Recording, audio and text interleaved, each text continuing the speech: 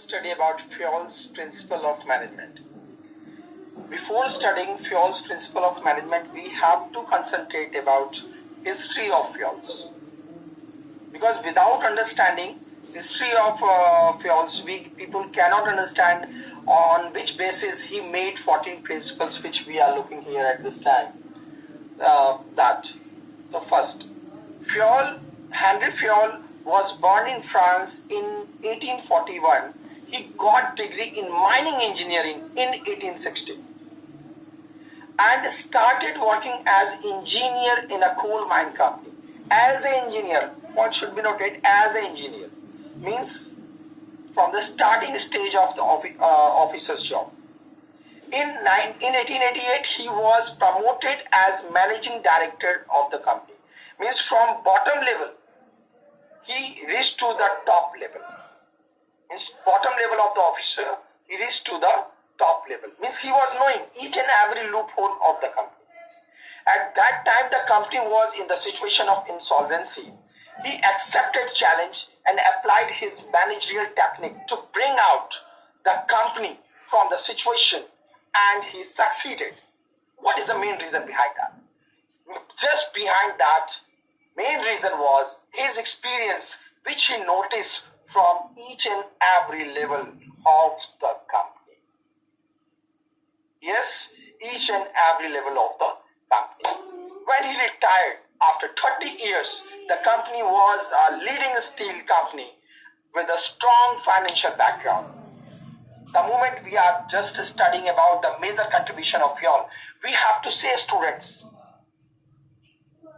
he made clear distinction between technical and managerial skill. He only defined, first of all, technical skill is different and managerial skill is different. Both cannot be combined. Second thing is, he identified the main steps of process of management, which was not clearly specified before him. He considered the major function of management as planning, organizing, staffing, directing, controlling. He only told, the moment these steps are not followed frequently, step by step, any organization cannot work effectively and efficiently. Just after that, on the basis of his experience, especially for taking the company out from the situation of insolvency, he made 14 principles of management, which was totally based upon his own experience. Yes, it was a guidelines for himself. But now at this time, it is a guideline for each and every manager of the company. The moment we are coming over the major 14 principles of the Fayol, we have two categories in this way, which you are looking here on the whiteboard. Fayol's principles of management. We can divide it. I have divided into two different parts. First, division of work, authority and responsibility, discipline, unity of command, unity of direction, subordination of individual interest to general interest, remuneration of person, centralization and decentralization, principle of scalar chain, principle of order, principle of equity, stability of tenure of personnel, initiative and spirit de corps. All these parts which we are looking here on the whiteboard, they all were authentic at that period, and now even at this period, all these principles are very important for each and every manager of the company. The moment we are concentrating over division of the work, we have to say, according to this principle, the whole work must be divided into small tasks or unit, and interest and task or unity. Because the moment we are providing all complete work to one person only, person will not be able to work authentically.